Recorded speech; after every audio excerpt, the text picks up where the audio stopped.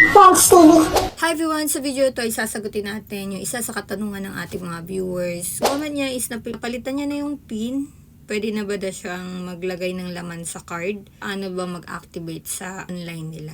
Congratulations sa ating kuha na yung BPI card mo. Kailangan nyo na lang po is i-enroll nyo na lang po BPI card o yung BPI account ninyo sa BPI apps. So paano gawin yon? Mag-download lang po kayo ng BPI apps nila. Ang una nyo pong gawin ay mag-download po kayo ng BPI apps nila. Ito po yung itsura ng BPI apps nila guys. Makikita nyo po yan sa Play Store. Make sure guys na naka-verified po yan. Dahil may mga iba po ay hindi verified. Yung may nakalagay na APK. Pag ganun guys, wag yun. Dun kayo sa may nakalagay na check or may nakalagay na blue verified. Now guys, ito na po yung interface niya guys. Na kapag in-click nyo po yung BPI nyo, ito yung makikita. May makikita kayong create account. Click nyo lang po yung create account guys. Tapos sa may bandang baba ay may option dyan. Ibig sabihin na to guys, pag pinili mo yung no open deposit account, yun pa lang po yung wala kang card or mag-a-apply pa lang po kayo. So kapag kayo meron na pong BPI card, ang pipiliin nyo na po is yung i-register nyo na po siya sa apps. Piliin natin yung yes, click nyo lang yung understand.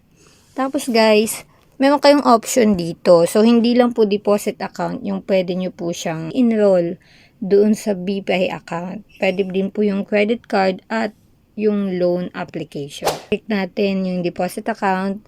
Tapos dito guys sa may bandang baba, hinihingi po yung deposit account number. Kung naalala nyo lang po, previous video guys, na BPI card at yung BPI account number ay magkaiba. Ang BPI card guys, makikita mo lang yun doon sa BPI mismo na card. Pero yung BPI account, may 10 to 12 digit po yun. Ilalagay nyo lang po yung deposit account nyo po dito na 10 digit. Tapos guys, sa bandang baba, may nakalagay dyan is yung birth of date ninyo.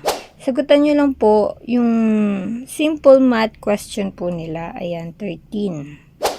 Then continue. Dito guys ay mag-nominate pala kayo ng password ninyo sa BPI. Oh, teka. Baka malito na naman kayo kung ano yung PIN ninyo at yung password ninyo. Ang password na gagawin ninyo dito ay yung password lang po through online. At ang PIN naman guys ay yung ATM PIN na ginagamit ATM machine.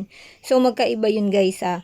Baka kasi kapag magla-login tayo dito, yung ilagay ninyo is yung PIN number ninyo sa card.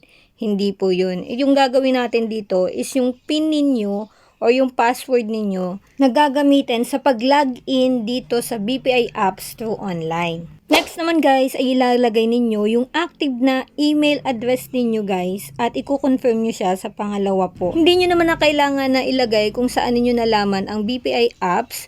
Pwede nyo naman po siyang i-skip dahil optional lang naman po siya. Make sure lang guys na i-click nyo lang po yung I agree to term and condition. Pwede nyo naman din siyang basahin kung may time po kayo. Magsisend po pala sila ng OTP or one-time PIN po sa inyong number. Ilagay nyo lang po yung 6 na digit at pag na-verified na po, congratulations at okay na po yun. Ang gagawin nyo na lang po ay mag-login sa BPI. Then, ilagay nyo po yung user ID mo at yung password.